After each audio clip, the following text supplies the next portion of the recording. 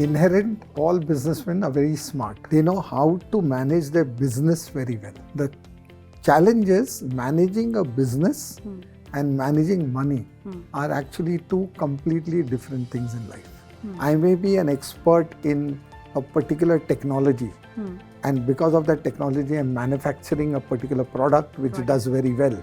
I'm a superb guy at that. But do I use my money well to enhance my overall company profits?